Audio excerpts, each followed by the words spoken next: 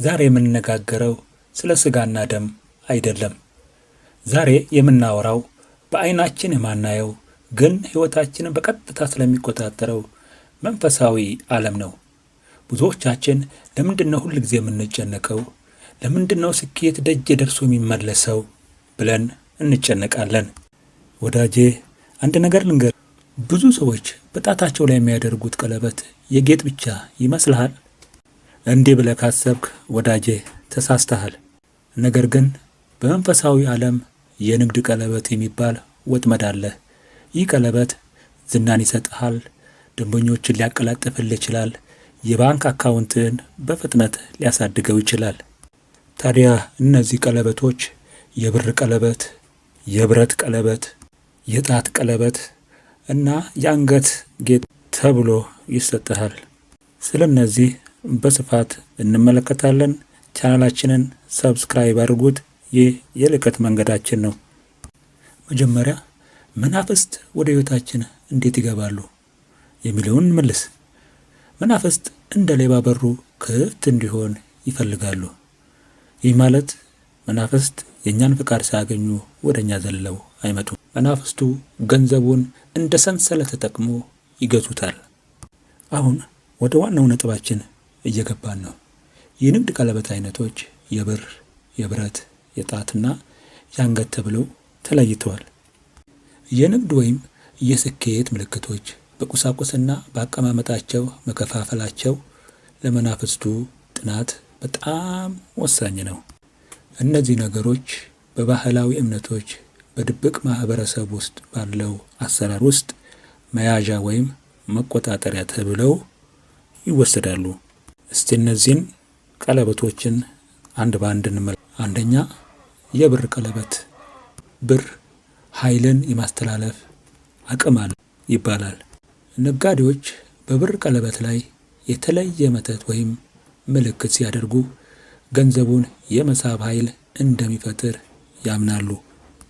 ብዙ ሰዎች በባለቤቱ ላይ እምነት እንዲጥሉና ገንዘባቸውን በደስታ እንዲሰጡ ያደርጋቸዋል። ሁለተኛ የብረት ቀለበት። ብረት በመንፈሳዊ ዓለም የጥንካሬና የጽናት ምልክት ነው። እነዚህ ቀለበቶች ብዙም ጊዜ የሚሰጡት ለጥበቃ ወይም ለአለቅነት ያገለግላሉ። አንድ ሰው በንግድ ዓለም ውስጥ ማንም እንዳይደፍረው፣ ስልጣኑን እንዳይቀማው፣ ከምቀኝነትና ከመተት እንዲጠበቅ ብረት ይጠቀማሉ። ብረት ሰንሰለትን ይወክላል። እነዚህን ቀለበቶች የሚያደርጉ ሰዎች ብዙውን ጊዜ በግል ሕይወታቸው ጥብቅ የሆነ የነጻነት ማጣት ይሰማቸዋል። ሶስተኛ የጣት ቀለበት። ጣት ከሰውነታችን ክፍል ሁሉ ለድርጊት ወይም ለመተግበር የምንጠቀምበት ነው። አንድ ሰው ቀለበቱን በጣቱ ላይ ሲያደርግ በንግድ ስብሰባ ወቅት፣ ኮንትራት ሲፈጽም ወይም ደንበኛን ሲያነጋግር ቀለበቱ ኃይሉን ወደ ንግግሩ ያስተላልፋል ተብሎ ይታመናል። አራተኛ የአንገት ማሰሪያ። ይህ ደግሞ ከቀለበት የተለየ መልክ በልብ አካባቢ የሚቀመጥ ነው።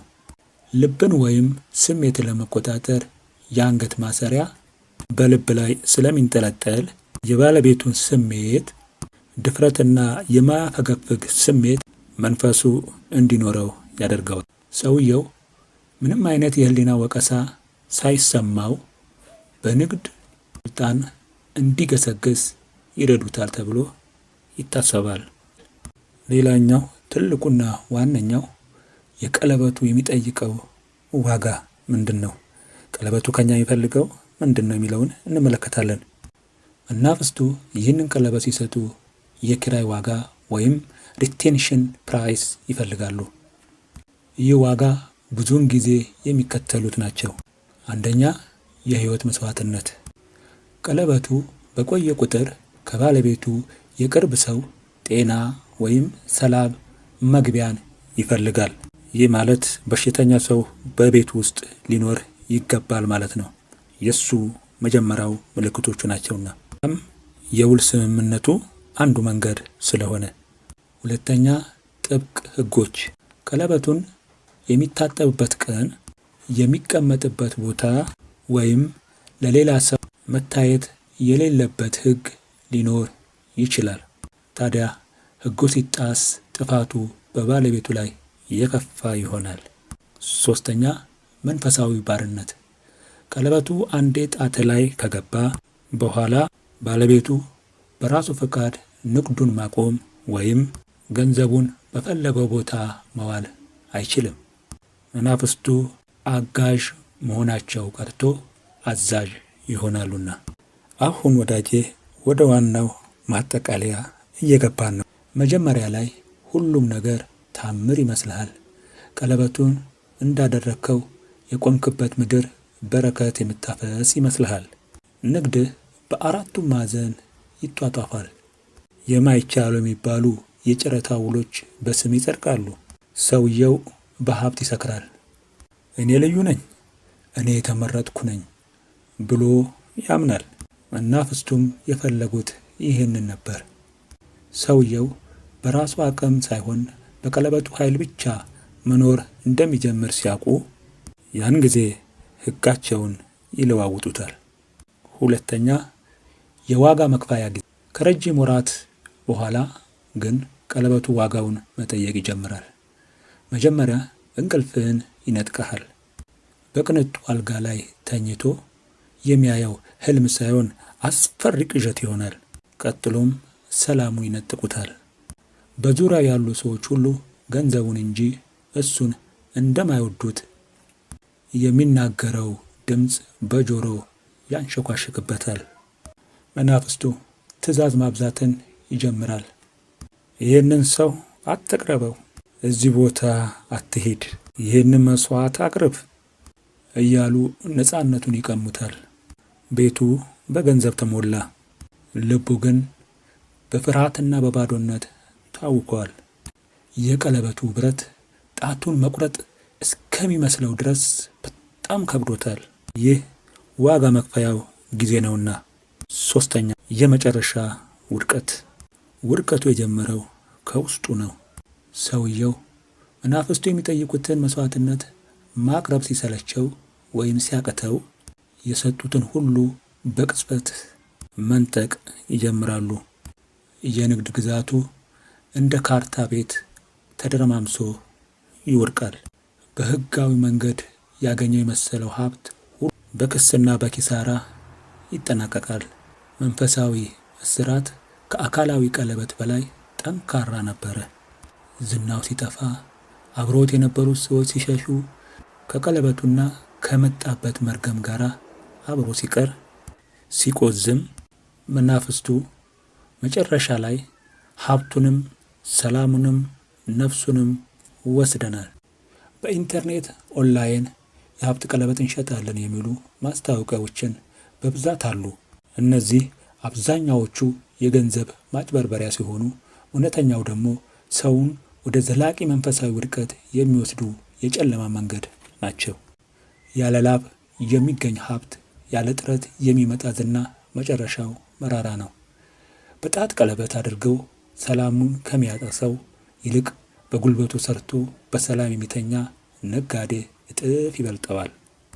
በመጨረሻም ወዳጄ ማድረግ የሚገባህን እንዲህ እልሃለሁ።